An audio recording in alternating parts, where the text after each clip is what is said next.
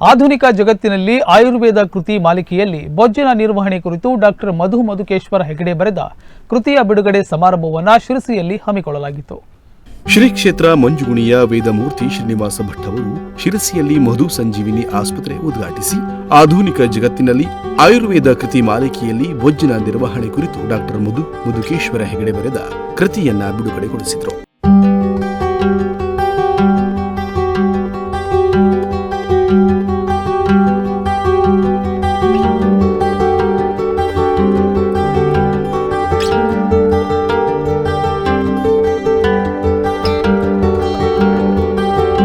ಬಳಿಕ ಮಾತನಾಡಿದವರು, ವೃದ್ಧನೊಬ್ಬ ರೋಗಿಯ ಮೇಲೆ ಪ್ರಭಾವ ಬೀರುವುದು ರೋಗ ಕಡಿಮೆ ಮಾಡಿಸುತ್ತದೆ. ವೈದ್ಯಕೀಯ ವೃತ್ತಿಯಾಗದೆ ಸೇವೆಯಾಗಲಿ. ಆಯುರ್ವೇದ ಶಿಕ್ಷಣ ಪಡೆದು ಸ್ವಂತ ಊರಿನ ನೊಂದ ರೋಗಿಗಳಿಗೆ ಸೇವೆ ಸಲ್ಲಿಸಲು ಮಧು ಸಂಜೀವಿನಿ ಆಸ್ಪತ್ರೆ ಉದ್ಘಾಟಿಸಿ ಆಧುನಿಕ ಜಗತ್ತಿನಲ್ಲಿ ಆಯುರ್ವೇದ ಕೃತಿ ಮಾಲಿಕೆಯಲ್ಲಿ ಬೊಜ್ಜಿನ ನಿರ್ವಹಣೆ ಕುರಿತು ಡಾಕ್ಟರ್ ಮಧುಕೇಶ್ವರ ಹೆಗಡೆ ಬರೆದ ಕೃತಿ ಅದ್ಭುತವಾಗಿದೆ ಎಂದು ಹೇಳಿದರು. ಉದಾಹರಣೆಗಾಗಿ ನಾವು ಕಾಣ್ತಾ ಇರುವಂಥ ಅತಿ ಮುಂದುವರಿದ ಕಾಲದಲ್ಲಿ ಕಾಣುತ್ತಾ ಇಂಗ್ಲೀಷ್ ಪದ್ಧತಿ ಅಥವಾ ಎಲೋಪತಿ ಅಂತ ಹೇಳ್ತೇವಲ್ಲ ಅದು, ನಂತರ ಬರುವಂಥದ್ದು ಆಯುರ್ವೇದ, ನಂತರ ಬರುವಂಥದ್ದು ಹೋಮಿಯೋಪತಿ, ಯುನಾನಿ, ಹೀಗೆ 10 ಪದ್ಧತಿಗಳ ಮುಖಾಂತರವಾಗಿ ಈ ರೋಗಗಳ ಶಮನಕ್ಕಾಗಿ ಔಷಧಿಯನ್ನು ಸಿಗ್ತಾ ಇದೆ ಅಥವಾ ಚಿಕಿತ್ಸೆ ನಡೀತಾ ಇದೆ. ಈ ಕೆಲವು ವರ್ಷಗಳ ಹಿಂದಿನವರೆಗೆ ಆಯುರ್ವೇದ ಮೂಲೆ ಗುಂಪಾಗಿತ್ತು. ಆದರೆ ಈಗ ಒಂದು 10-20 ವರ್ಷದ ಇದ್ದಾಗಿ ಜನರ ಆಸಕ್ತಿ ಅದರ ಬಗ್ಗೆ ತಿಳಿಯುತ್ತೆ.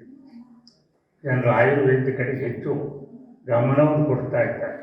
ಅದಕ್ಕೆ ಸಿದ್ದಾಪುರ ಆಯುರ್ವೇದ ಮಹಾವಿದ್ಯಾಲಯದ ಡಾಕ್ಟರ್ ಶಶಿಭೂಷಣ ಹೆಗಡೆ ರೋಗ ಉಪಶಮನದ ಜೊತೆಗೆ ಆರೋಗ್ಯವರ್ಧನಕ್ಕೂ ವೈದ್ಯರ ಸೇವೆ ಬಳಸಿಕೊಳ್ಳಬಹುದು. ರೋಗ ಇಲ್ಲದಿದ್ದರೂ ಬದುಕಿನ ಶೈಲಿಗೆ ನೆರವು ಪಡೆಯಲು ಮುಂದಾಗಬೇಕು ಎಂದರು. ಈ ಒಂದು ಕೋರಿ ಸಣ್ಣಿದ್ದಾಗಿಂದನೂ ಸುಮಾರು 10-15 ವರ್ಷದಿಂದನೂ ನೋಡ್ತಾ ಇದ್ದೆ. ಅವರ ಬೆಳವಣಿಗೆ ಮತ್ತು ಅಷ್ಟೇ ಅಲ್ಲ, ಅವರ ಓದಿನಲ್ಲಿರುವ ಆಸಕ್ತಿ ಮತ್ತು ಆಯುರ್ವೇದಕ್ಕೆ ಓದಬೇಕು ಮತ್ತು ಅದರಲ್ಲೇ ನಾನು ಮುಂದುವರಿಬೇಕು ಅನ್ನೋ ಒಂದು ಅಭಿಲಾಷೆ ಏನಿದೆ ಅದನ್ನು ನಿಜವಾಗ್ಲೂ ಕೂಡ ಅಭಿನಂದನೀಯ. ಅದಕ್ಕೆ ಪ್ರೋತ್ಸಾಹ ನೀಡಿರುವ ಪಾಲಕರು ಕೂಡ ಅಭಿನಂದನೀಯರು.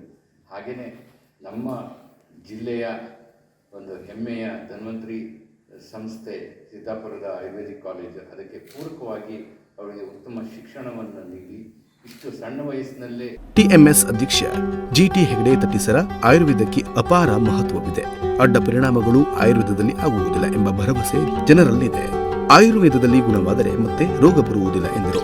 ಪ್ರಸಿದ್ಧ ನೇತ್ರತಜ್ಞ ಡಾಕ್ಟರ್ ಶಿವರಾಮ್ ಕೆವಿ ಯಾವುದೇ ಪದ್ಧತಿ ಒಂದಕ್ಕೊಂದು ಪೂರಕ. ಆಯುರ್ವೇದಿಕ್, ಅಲೋಪತಿ, ಹೋಮಿಯೋಪತಿ ಎಲ್ಲವುಗಳ ಒಳ್ಳೆಯ ದಿನ ತೆಗೆದುಕೊಳ್ಳಬೇಕು. ರೋಗಿಗೆ ಬೇಕಾಗಿದ್ದನ್ನು ಕೊಡಬೇಕು. ಜನರಿಗೆ ಆರೋಗ್ಯಕರ ಜೀವನ ನಡೆಸಲು ನೆರವಾಗಬೇಕು ಎಂದರು. 24ರ ಮಾರ್ಚ್ ಫಿಗರ್ ಪ್ರಕಾರ ನಮ್ಮ ದೇಶದ ಆಯುರ್ವೇದ ಫಾರ್ಮಾ ಇಂಡಸ್ಟ್ರಿ ಇದರ ವಾಲ್ಯೂಮ್ ಎಷ್ಟು ಇರ್ತದೆ? 57,120 ಕೋಟಿ ರೂಪಾಯಿ 2024ರಲ್ಲಿ ಆಯುರ್ವೇದದ ಫಾರ್ಮಾ ಇಂಡಸ್ಟ್ರಿಯ ಭಾಗ, ಅದರ ವಾಲ್ಯೂಮ್. ಇದು 2028ರಲ್ಲಿ ಸುಮಾರು 7-8 ಪಟ್ಟು ಬೆಳೆಯಬಹುದು ಹೇಳುವಂಥ ಪ್ರೊಜೆಕ್ಷನ್ ಇದೆ. ಪ್ರಮುಖ ಎಸ್ಕೆ ಭಾಗವತ ಮಾತನಾಡಿ, ಆಯುರ್ವೇದದಿಂದ ಆರೋಗ್ಯವರ್ಧನೆ ಸಾಧ್ಯ. ನಮ್ಮೂರಿನ ಪ್ರತಿಭೆ ನಮ್ಮೂರಲ್ಲೇ ಆಸ್ಪತ್ರೆಯನ್ನು ಮಾಡಿದ್ದು ಜನ ಸೇವೆಯ ಮೂಲಕ ಈ ಕ್ಷೇತ್ರದಲ್ಲಿ ಬೆಳೆಯಲಿ ಎಂದರು. ನ್ಯಾಯವಾದಿ ಸದಾನಂದ ಭಟ್ಟ ವಕೀಲರ ಬಳಿ, ವೈದ್ಯರ ಬಳಿ ಯಾರೂ ಬೇಕಂತ ಬರುವುದಿಲ್ಲ, ಬಂದವರಿಗೆ ನೆಮ್ಮದಿ ಕೊಡಬೇಕು ಎಂದು ಹೇಳಿದರು. 2 ಜನರ ಹತ್ರ ಯಾರೂ ಬೇಕು ಅಂತ ಹೋಗೋದಿಲ್ಲ, ಅನಿವಾರ್ಯವಾಗಿ ಅವ್ರ ಹತ್ರ ಹೋಗಲೇಬೇಕು, ಹೋಗದೇ ಇದ್ರೆ ಆಗೋದಿಲ್ಲ.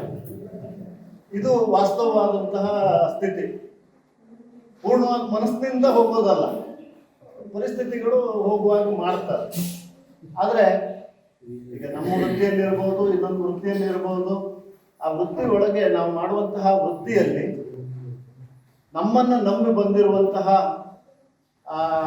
ಜನರಿಗೆ ನಾವು ಏನು ಸೇವೆಯನ್ನು ಕೊಡ್ತೇವಲ್ಲ, ಅದು ಅವರ ಎಲ್ಲ ರೀತಿಯಾದಂತಹ ಆನಂದಮಯವಾದಂತಹ ಜೀವನವನ್ನು ನಿರ್ವಹಿಸುವುದಕ್ಕೆ ಪ್ರಮುಖವಾದಂತಹ ಪಾತ್ರವನ್ನು ವಹಿಸುವಂತಹದ್ದು.